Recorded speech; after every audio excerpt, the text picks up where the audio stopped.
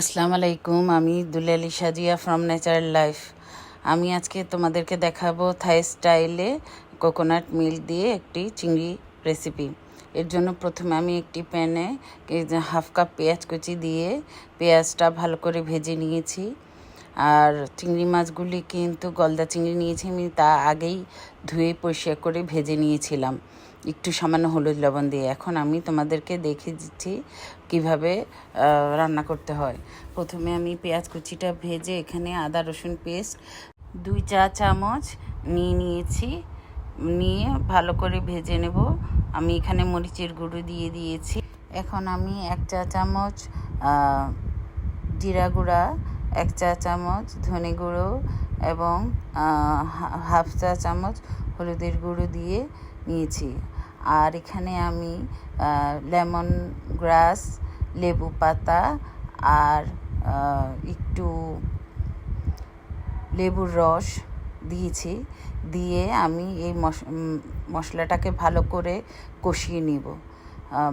মশলাটা যখনই ভালো করে কষানো হয়ে যাবে, তেল উঠবে, তখন আমি বাকি ইনগ্রিডিয়েন্টসগুলি স্টেপ বাই স্টেপ দিব। তো যারা এতক্ষণ দেখেছো, যদি লাইক বাটন না প্রেস করে থাকো, প্লিজ লাইক বাটন প্রেস করে দাও। আমি এখানে স্বাদ মতো লবণ দিয়ে দিয়েছি। তোমরা যার পছন্দ অনুযায়ী, স্বাদ অনুযায়ী লবণ দিতে পারো। তো আর এখানে আমি টিনের ফ্রেশ কোকোনাট মিল্ক নিয়েছি।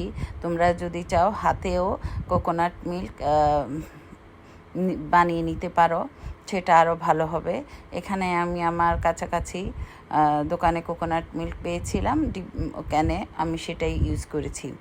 তো আমি আজকে থাই স্টাইলে কীভাবে রান্না করছি গলদা চিংড়ি, তোমরা দেখতে থাকো। এই রান্নাটা খুবই মজার এবং খুবই টেস্টি একটা খাবার। তোমরা অবশ্যই বাসায় ট্রাই করবে, সত্যি অনেক মজার খাবারটা।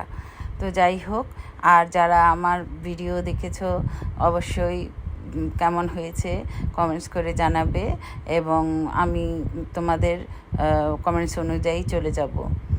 আর এখানে আমি কিছু কাঁচামরিচ দিয়ে দিচ্ছি একটু ফ্লেভার আসার জন্য। মশলাটা যখন ভালো করে জাল হয়ে গেছে, এখন আমি ভেজে রাখা চিংড়ি মাছগুলো দিয়ে দিব।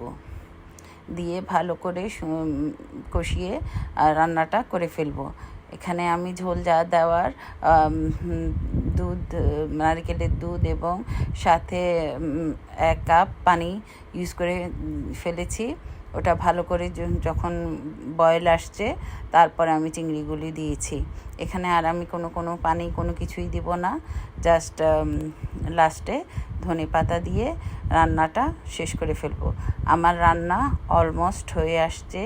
তো বন্ধুরা অবশ্যই ভালো লাগলে শেয়ার করবে। আমার রান্না হয়ে গেছে। আল্লাহ হাফেজ।